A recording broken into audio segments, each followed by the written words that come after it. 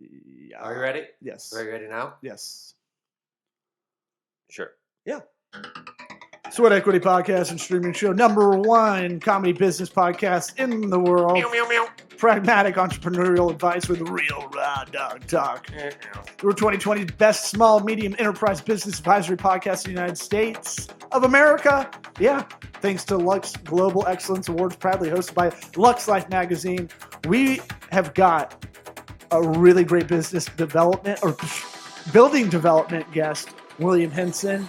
He's going to drop some macro knowledge on us about development, about real estate, going all the way out of the Ozarks to talk to us.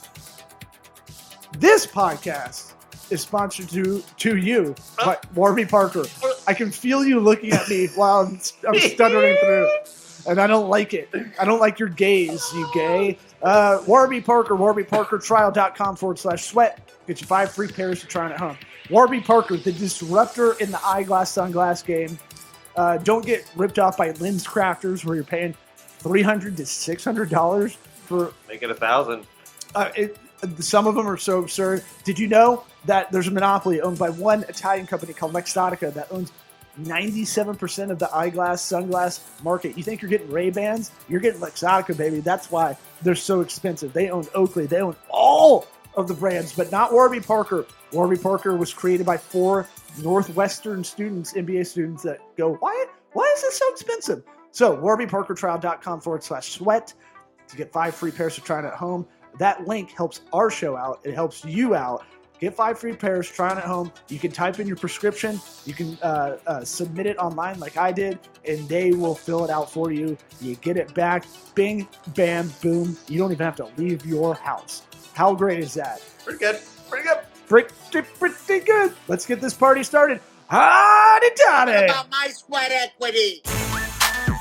Sweat equity. Sweat equity. My sweat equity. My sweat equity.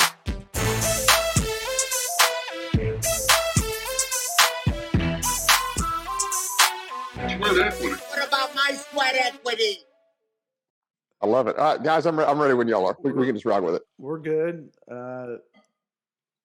All right, you okay?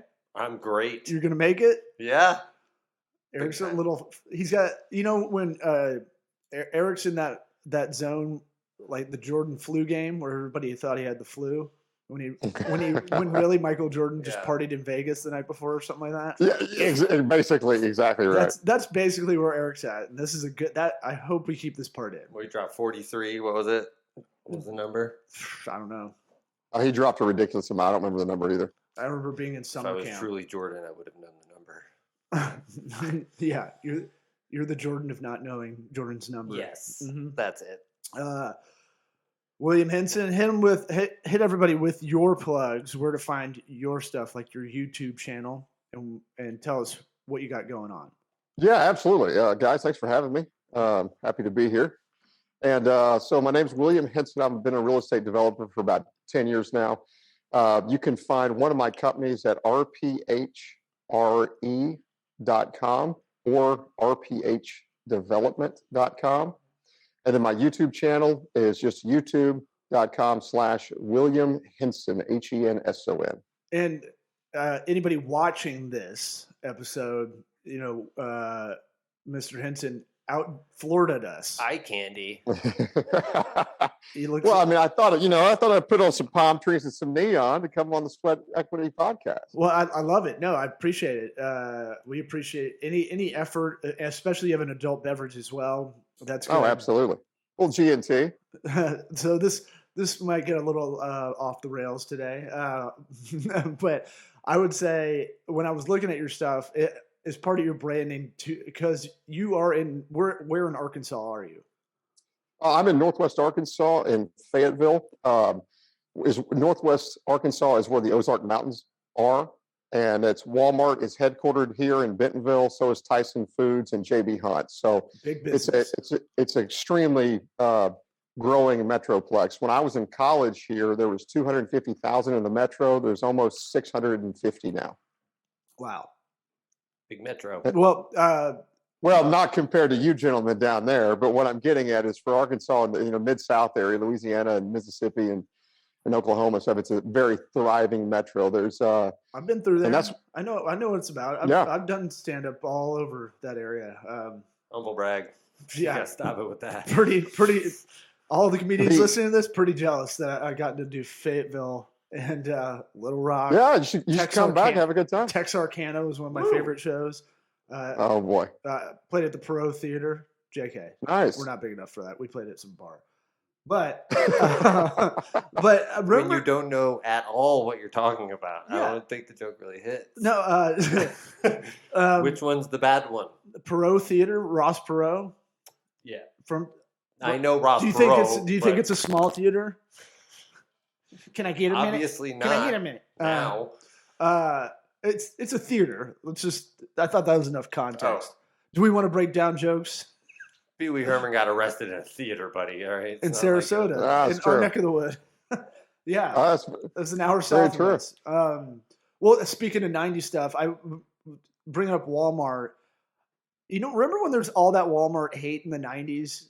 I feel like absolutely. there was like you shouldn't shop there because the prices are too low. It still kind of goes on today a little bit, but man, I remember that being rampant in the late '90s, early 2000s when like everyone was talking shit. Like you can't go to Walmart; they're a monopoly on retail. They don't pay their employees, and then that kind of just went away a little bit. I think as the internet maybe took some of their market share, but And Amazon has pushed them, and that's part of how we'll go into development with this. Because of Walmart is the biggest driving force in this area that I'm in. There's 28 people a day moving to Northwest Arkansas, damn. and there are Walmart and the foundation and the communities are paying young professionals $10,000 a month to live here, or $10,000 a year to live here for a duration of 12 months. You get $10,000, you get a free bike, and to explore the area because Walmart is building their $1.6 billion headquarters. They've already broken ground on it in Bentonville right now. So Walmart is doing something different than Amazon.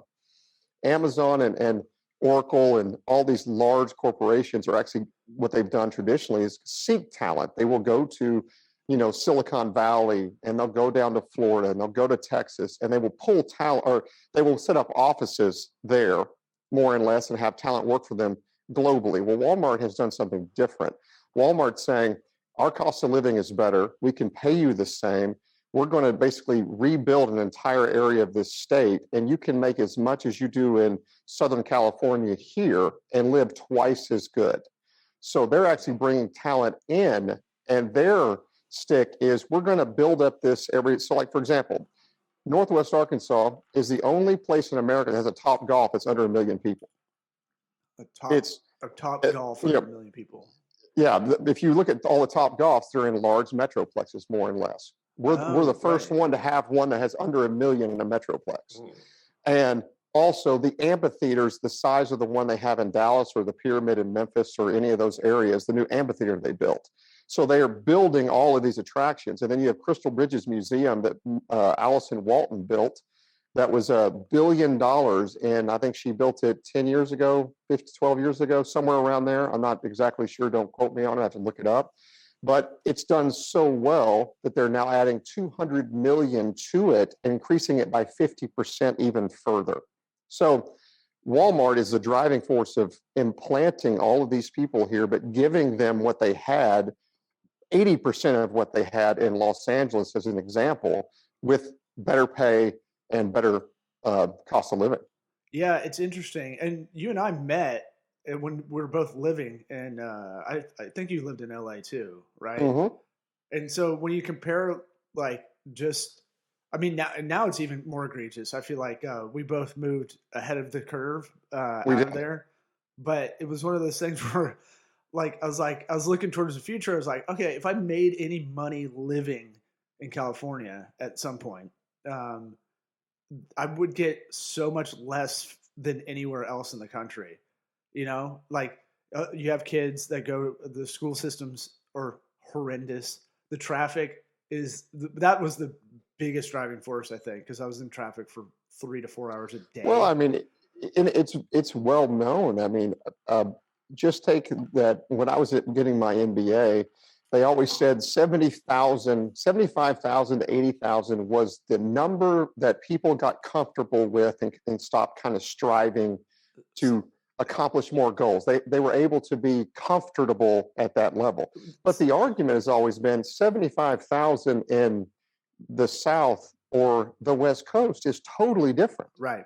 You know, And, totally and different. you think like, oh, well, you moved to LA or you moved to a big city, they'll pay for that price of living because they have to for skilled labor. It's the opposite. The market demands it. People like my first job at a mutual fund company out of college was like 26 grand, something like insane. Oh, was it really? Something Wow. like, yeah. And it was a big company. It was like, it was worth doing it because I could grow within the company, but 26 grand living in LA, you can barely, maybe it's 36, but it was still quite low. You gave yourself a big raise there, buddy. I don't know. I remember being like, oh, everything just goes out the door immediately. I'm going to have to get a second job on the weekends. It was that Well, bad, I think there, and to add to that, I think it's different if you're 23 or even up to 25. Your mindset's a little different than compared to when you get older and you have bigger goals and accomplishments. And then if you don't have a large pay increase, those palm trees don't pay for themselves in Southern California, even though they were implanted. I don't They're even think they were implanted. actually. It's a desert. That's I think people don't Florida get. is about the only state that actually has real palm trees. Right, exactly. And you're I right. didn't know that. Yeah. I didn't know they were not native to California. LA is it's a desert until you get to about west of the 405, which should tell you everything Right. when you're doing it by. Built by the ancients. Well, yeah, when you're doing it, when you're going, hey, this man-made structure basically is the line between tropical kind of beachy Right. area and Right. and then once you get east of there, which isn't like Beverly Hills, Westwood, and then go to West Hollywood where all my gay bros live. That's a deserty kind of environment that's been built on. I mean, I was driving around yesterday or 2 days ago, coming over here to Eric's place where we're in our makeshift studio. It might be a little echoey. Say studio. Yeah, well, we look a little sweaty in here because it's a little hot, I know. and I've farted a lot, and That is the real problem. I've hotboxed it a bit. I'm I'm getting high with my own supply over here. Oh, there you go. What is interesting, I'll tell you, is besides COVID, I don't know if y'all have seen the new census that has been updated. They actually lost a seat in the representative department. California did for the first time in history. Really? They actually lost population and lost a seat, I think, in the House Mm-hmm. for the first time ever. I think Illinois did as well, while the South predominantly gained more seats than they actually have. So you can see the population moving, and people vote with their feet regardless of politics. They vote with their feet, and it's part of the driving force for what we're seeing in development also. And COVID is part of an example of that. And I can give you an example right now. I just got a lumber package sent to me not even 30 minutes ago for a new project that I'm doing. It's a single family house that I'm doing near campus. It's going to be college kids living in it. And I don't know if I said, by the way, but my brother and I own the business together, RPH Development. We predominantly do multifamily student housing projects. We don't like apartments. We like townhome complex styles. Yep. Yeah. LSD projects, large scale development is what that means. It means All something right, different to man. us. Yeah. Yeah. And then we also LSD do projects. LSD. That's it. And then we also do single family homes picked in the right area by campus. And that is what we do. And to give you an example, I just got a lumber package today. The normal lumber package for a 2,500 square foot house, 2-story, in this market is usually around about $22,000 to $26,000, somewhere in there, depending on how many balconies you have, how many decks, things like that. I'm just talking about more and less a box, colonial style, Southern style house that's 2-story. Is usually around that price range. I just got my lumber package back today, and it's $49,210. Whoa. For So for the same house. Yeah, Nothing has changed. Lumber prices have gone exponentially higher, right? I've definitely been hearing about that. Lumber prices are, let me give an example. I read this the other day. I don't know how accurate the number actually is from the Wall Street Journal. Yeah. And but it is the truth. So last year, April of 2021, lumber prices are up 274%. This is a national average compared to April of this year. Check those numbers. Whoa! And first thing law pulls up 323%. That's why I said it could be according to even law's more. right-wing website. My alt-right site called Fortune.com. Yeah, but that's retail price. So I mean that definitely would affect wholesale price as well. And they have some blending averages in there as well, because not every market is the exact same. Right. But what's interesting about COVID, I'll give you a couple bits on this. So there are 32 million Americans between the age of 27 and 33. And with that being said, that's the prime buying age. That's the target audience for people buying homes. Really? And yes, it is. Huh. And COVID, that makes sense. Almost out of the blue. and COVID didn't create a new demand. That's what people don't understand. The demand was already there. But what COVID did, it escalated the demand, because the lumber mills actually shut down at the start of COVID, like many other businesses. Mm-hmm. When they came back into production, the demand was still there and even higher, because now people wanted to add on to their homes because they wanted a personal office they could work remotely from. They wanted to redo their house because they wanted to spend more time in their house because of all the remote working. So you add the escalation of the demand, and that would be one example, that has pushed the lumber prices and commodity prices higher. So it's not like that they are not working and turning out the lumber. They are. The demand is even further than expected because of the 32 million people that I just said that are between the ages of 27 and 33. That's prime buying. Well, what about the older people that are very worried about COVID that want to renovate, and add a home office in? Well, they weren't accounting for things like that. People then also fleeing from coastal cities that had family members. Do what now? I thought you were going to say family members. Oh, fleeing from family members. Yeah. Well, you know what? Some Let's of them add on a new wing to the house. I mean, this is Daddy's wing now. Yeah. Okay. Yeah, I'm a COVID divorce. Cross Technically, the laser door. Well, I mean, build an ADU, and it's an assisted dwelling unit in your backyard, and boom, there you go. Okay. You could flee from the family. Well, and so you're saying a lot of it's the psychology. I didn't want to wreck your stride there. Eric already did it by. No, it's all good. Go ahead. But yeah, fire away, gentlemen. Well, I thought his breathing was going to stop you, but I want to make him self-conscious about it. But my dumb guy view of it was what you're saying is it accelerated that group a lot. That is correct. It's accelerated that group. My theory was everybody was stuck inside and basically had more time on their hands to look around their house and were like, I got to fix this dump up, or I have to do something. I need to do some kind of project, because DIY projects went up through the roof, which will cascade over to more, residential improvements or commercial improvements eventually. I think you're right there. But what I was saying, that age group of 27 to 33, the demand was already there for them to buy houses. Right. If you go below or above that, what you're saying is correct, basically. Yeah. That's where the people wanted to buy a home office. They wanted to fix their house up because they were spending a lot more time there. All of that is true. The problem that I am worried about as a developer and in the industry, I'll just tell you the truth, is inflation.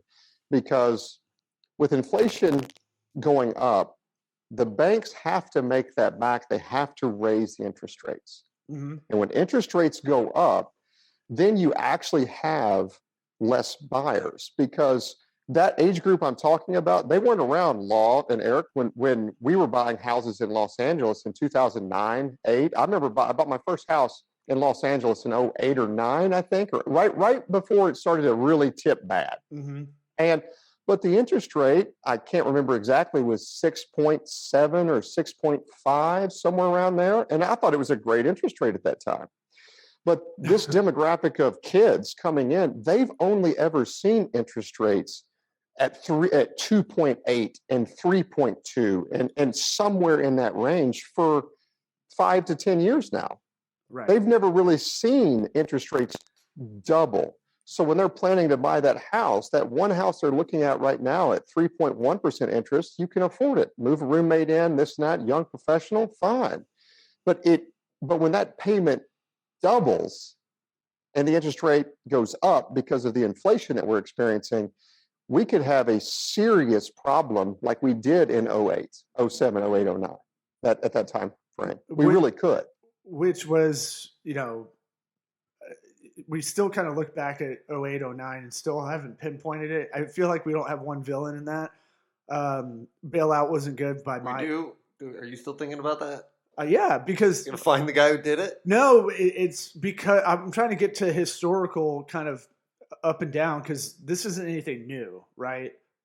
No. Macroeconomics in the country, this has always been a thing that it goes up and down. And you probably know it better than I do, but I'm saying... Probably. Likely, because this is not my sweet spot. But I'm like, stay focused. Inflation rate. All right, don't stay in the zone. Because mortgages, insurance, accounting, finance, I'm all like, all right, you got to really focus on this.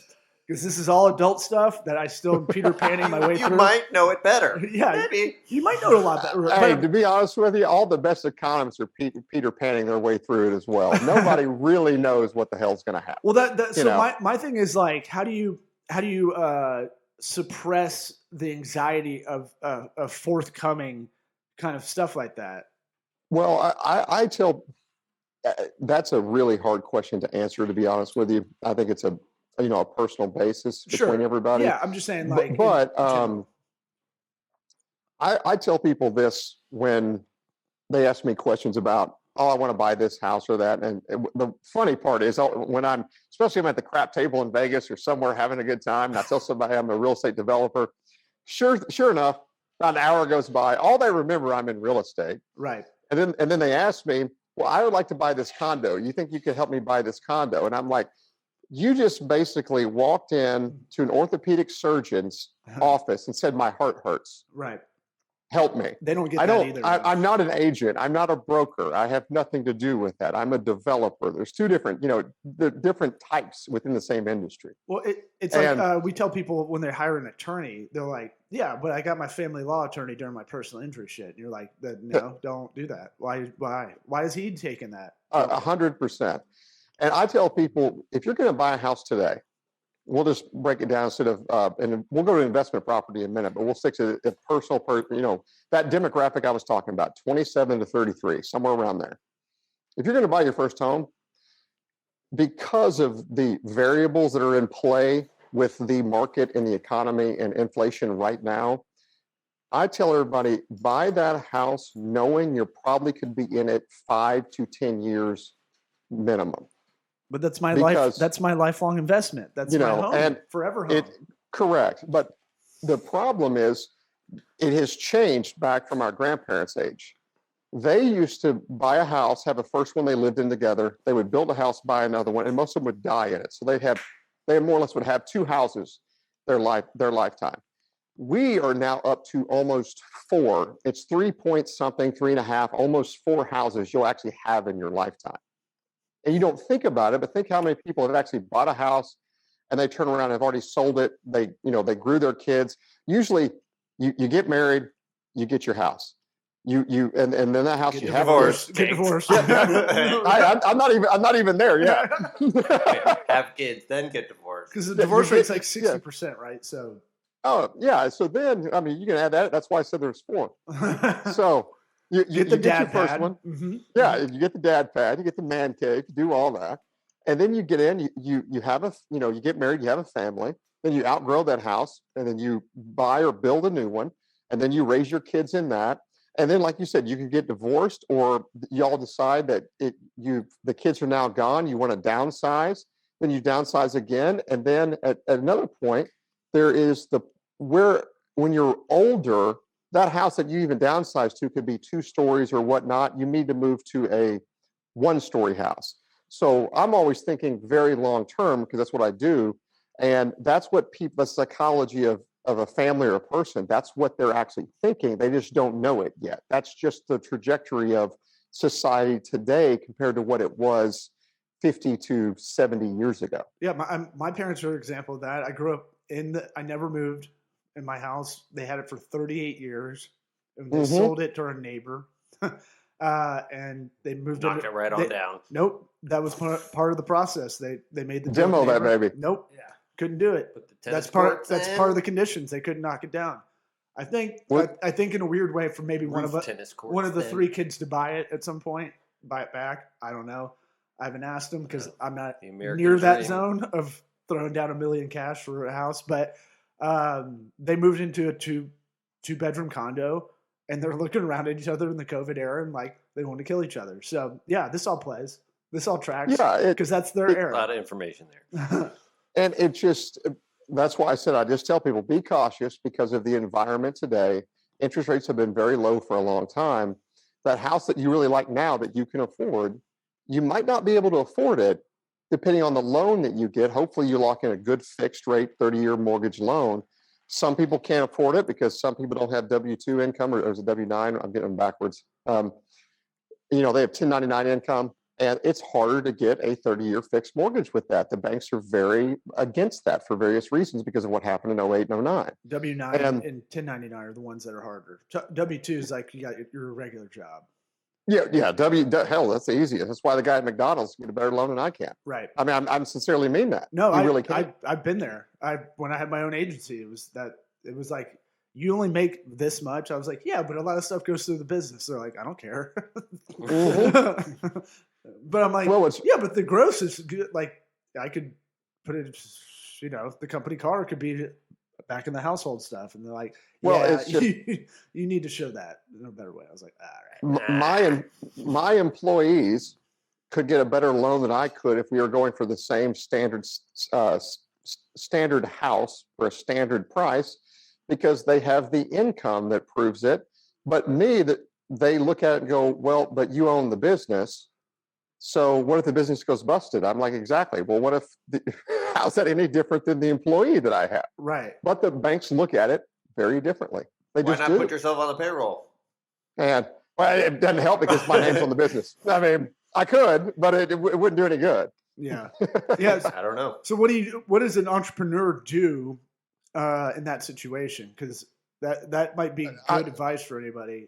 Listening. Honestly, I will say this: it's a lot of people don't want to do it, but find yourself that W income somewhere that is a steady income from some outside of your own business, because that does play in well. I mean, stocks, cash is king. Cash has always been king, but not a lot of people, unfortunately, in the U.S. have savings that can afford to pay cash for a house. It just is the nature of the beast, And so with that being said, I would highly suggest you get some type of documented W income from somewhere to help you along the way to make that purchase price. Because if it's all 1099 income, the bank gets real iffy about it, unless you find a really good banker that can help you finagle a few things. But again, he's against the regulations, so he can only go so far. That's the advice I would have. It's not what everybody wants to hear, getting another job or getting some W income, but honestly, that is the best way to do it. I was definitely that person that didn't want to admit to that, didn't want to do that after going through it. And it took me a while till our power business attorney, Stephen Fantetti, frequent guest on the show, was like, I've been telling you for years, you need to be doing both. And I was like, That's why you're telling me that. Well, and it's more of an ego thing, and that's one thing we got to suppress. That was an ego death mushroom trip I had to take to figure it out. You know what? And the truth is, when it comes to ego, nobody wants to be seen starting at the bottom. They just want to already kind of be in the middle. and then go to the top. Nobody wants to be seen starting at the bottom. And that is your ego talking. And when you can remove that, your self-worth and power skyrockets, because then you don't care what anybody says, because you believe in yourself so much, you know where you're going. Yeah, and mine was masked by saying, well, if I do this, I won't be able to do that. And I was making an inverse opportunity cost almost in that direction. Oh, I will plug a friend of mine on we'll go a little off the rails, but it stays exactly in the same realm that we're talking about right now. This has been the most on the rails show we've done. Yeah, so. well, laser focus, dude. You kidding me? You're throwing out stats like you got autism, bro. It's awesome. Yeah, I need one of those guys with autism, because those guys can remember everything. I mean that. I mean, those guys are fantastic. Seriously, love those kids.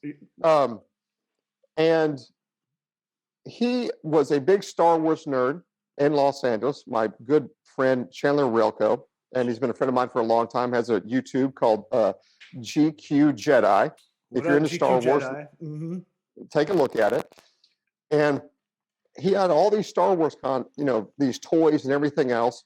And I kept telling him, I was like, man, this is not making you money. You can't do this. But he surprised me, did something really interesting. He's like, I love this so much. I know so much about this. I'm going to start my own YouTube channel, unboxing Star Wars figures, everything else. Within 6 weeks of him putting a video out every week, he grew from literally 5 to 10 subscribers to over 1,000. But he knew it. He's good at it. There's a market for it. And now he's plowing at it. And I couldn't be happier or more proud of him for that. But that's the example. He always was like, I don't want to be seen start from the bottom. And then one day he woke up and he's like, I'm just going to start this channel. I'm going to be at the bottom. And he did, and he progressed. And now every day he's going out more and more subscribers, and he's blowing his channel up. That's just an example that I was using as a personal friend of mine that said, I've had enough of this. I'm going to go do this because I know what I'm talking about. And he's one of those guys that could tell you everything about Star Wars, and I don't know anything about it. But even sometimes I'll pop on his channel and learn something about some of the characters that he knows about and he talks about in the figures and how much they're worth and this and that. But it's interesting because, like I said, nobody wants to be seen from starting from the bottom.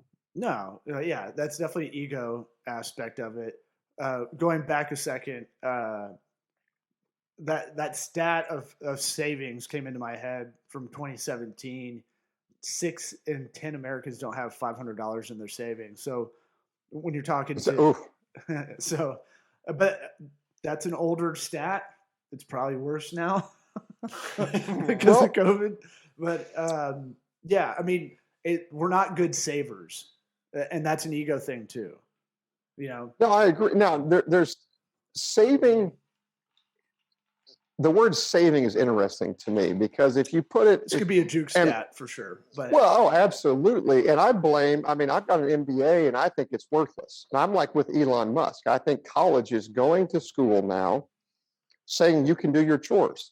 I think he's 100% right about that. I agree with that. Because I have guys that are plumbers that everybody made fun of in high school. And then now those guys try to get a plumber, even here, I'm sure it's the same way in Florida. The plumber comes out, charges you $150, does a couple of things, and leaves within an hour. And he's so busy, it's 2 weeks to get somebody out there. Everybody wants to like Joe the plumber. Well, Joe the plumber actually makes a couple, 100-something thousand plus a year, has zero debt, and has his own business. He probably has 2 or 3 guys working for him as well. And putting equity into the business, building something, but it's looked upon as low, terrible job. But it actually makes really good money. So are electricians. So, HVAC guys. That's where I'm going is trade schools. Trades are going out of style, yeah. Trades are where it's at right now. If you're specialized in something and very good, that's why architects can make $200 an hour if you're really good at it. Even the young buck architects, but they are specializing more, just like a doctor in a specific category. That's why they make their money.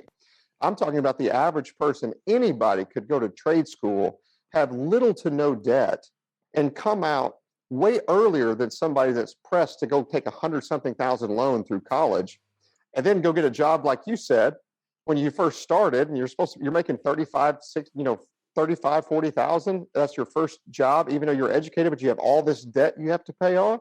Society, I think, is backwards in that department. Personally, I think we have pushed too hard for college, and we're ignoring how many trades that we actually need to compete in a global society. And we should be pushing kids to that. Everybody doesn't have to go to college. Here's how it was put to me with plumbers, especially. Plumbing infrastructure is not going to change, right? There's not going to be a new technology that's going to move your Duke from one place to the next. People ain't going to stop pooping. Right. Well, and it's one of those things where poop never stops. It's not, we're not going to figure in the next 50 years, the technology is not going to change. Figured how to close the butthole. Right. Well, and air conditioning is not different because it's only going to get hotter. Because we're getting softer too, right? Yeah, that too. I mean, you're now getting probably as hot as we are over here. And oh my God! Oh, it's what's hilarious is I'm wearing this. I've got the AC on 68 because it's 86 outside and humid as hell right now. Yeah, we're getting in the 90s already. Yeah, it's 86 right here right now, and it's humid. I mean, I walked outside and walked the dog around. He's passed out right there. Yeah, he's on the cold floor right now. So is Eric's dog. Yeah, it's one of those. Here's a little fun fact. Okay, here we go. Tampa's never had a temperature of over 100 degrees, 100 or more. Yeah. No kidding, really, never. Yeah, y'all get it occasionally, but not us. It's and you know what, Eric, or was it Eric or was it Law? One of y'all brought up something about the plumbing. Eric's very high, so that was me. Yeah. I love it. I love plumbing. Well, on the plumbing part, you guys brought up something, and it just. I've got a note here that I looked at. I looked up the other day to make sure it was right. PVC pipe, drywall, copper piping, wire, all of those commodities in general, I should say trades, all of those increased by 25 to 40% for the material alone. Mm-hmm. So that goes back to COVID, the same deal. Not just is the lumber prices way out of whack, everybody wants to talk about because it's the hot topic, it's global. The material that you need that goes inside of the home is up 25 to 40%, not 250 or 300%, but that is an added cost that a lot of people can't afford to do when they're building a medium-sized home at 2,500 square feet at depending on your market, anywhere from 300 to $500,000 across the country. I mean, it adds in thousands of dollars that are not budgeted, that makes it almost impossible to finish the project. Well, we got to close this out. I want to get you back on in a month because I think we only got tip of the iceberg of a lot of you were able to pull out like Ken Jennings amount of facts on a macro scale, and I could listen to that stuff all day. The one thing we got to ask you, because it's the first time you've been on, what advice would you give your 13-year-old self? You can go back, Bill and Ted style, in a phone booth. And you can find yourself at 13, grab yourself by suspenders. I'm just guessing because it's the South, and say something. You know what? That's a really good question. I haven't thought about that in a long time. And honestly, if I had to say something, I would probably say try multiple things to find passion sooner, and then also worry about partying later in life. Not earlier.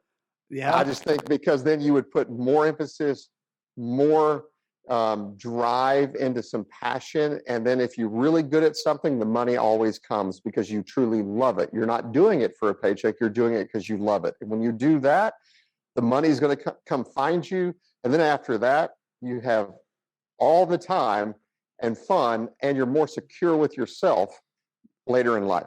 Yeah. That's what I would probably tell myself. I like it. Yeah, there's probably something I'd say to myself as well. Partying a little too much. I mean, you and I met really fucked up at our friend Carrie's party. So yeah, we were having a good time. I think we talked about all about SEC sports, ACC sports. I mean, when you find someone in LA that knows anything about SEC football, and you're like, oh, I'll just talk to this person. No, 100%. Yeah, no, we had a few cocktails during that. Well, all right, man. Thanks for coming on. We'll rebook you probably in a month. Yeah, absolutely. 'Cause Gentlemen, I really appreciate y'all inviting me over the podcast. I had a really good time. Thank you. Thanks, Eric, bud. Law, Thank you. thanks, gentlemen. See ya. Yeah. Good